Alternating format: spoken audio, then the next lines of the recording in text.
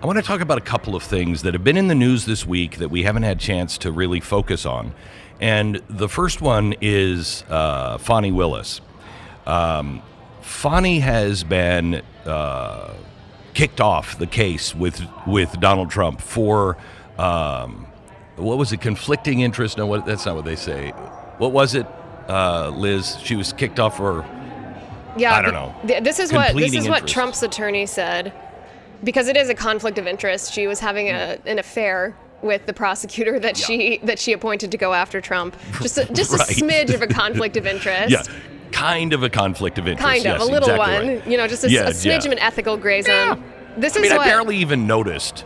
This is what Trump's attorney, Steve Sadow, said. He said, as the court rightfully noted, only the remedy of disqualification will suffice to restore public confidence.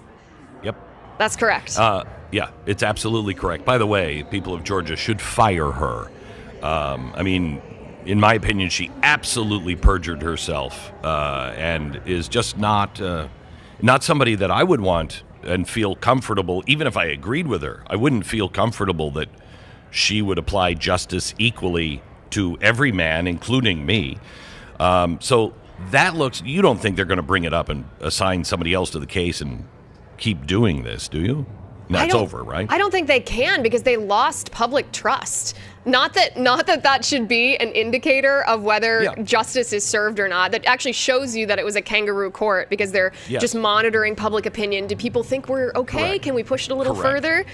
But Exactly I don't think that they can. I mean, especially given the fact that other cases against Trump brought by the special counsel have been dismissed and dropped because he's going to be the sitting president. I actually would like to take a moment and thank Fani Willis because as corrupt as she was the biggest gift that had been given to the Trump campaign. All of these were. Imagine if she had been like a buttoned up, smart, competent, ethical person.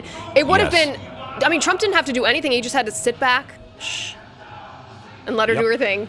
And they all were like that. Everything, one thing I have really learned, I learned this during my alcoholic years. I'm sorry, it is so noisy here. I'm at AmFest. The doors aren't even open yet, and just it's a crazy sound everywhere. Anyway, when I was an alcoholic, the thing that I had to do was surrender. I had to surrender my will and stop trying to force my will, thinking I know better than God. Well, I'm still learning that over and over again. For instance, in 2020, I was convinced we're doomed. We're doomed, and we got to do everything we can. That part was true. What the Democrats failed to learn is what I learned in 2020. Sometimes failure isn't bad. In fact, it's usually not bad if you learn the lesson. And the lesson I learned in that failure was, oh my gosh, God is not neutral. That happened for a reason. And now he's coming back stronger, more informed, ready to fight another 4 years, where it just would have been more of the same for the last 4 years. America changed and put us in this position to actually have transformative change coming our way right now. Stop forcing your will. When you just say, you know what, I'm not smarter than God. I'm not smarter than the American people. I trust the American people. It will work out in the end. And they just won't learn that. They tried everything they could by hook or by crook to convince the American people that he was a fascistic, racist monster who should be in jail. And the more they pushed that lie, the more people on their side went, this is ridiculous.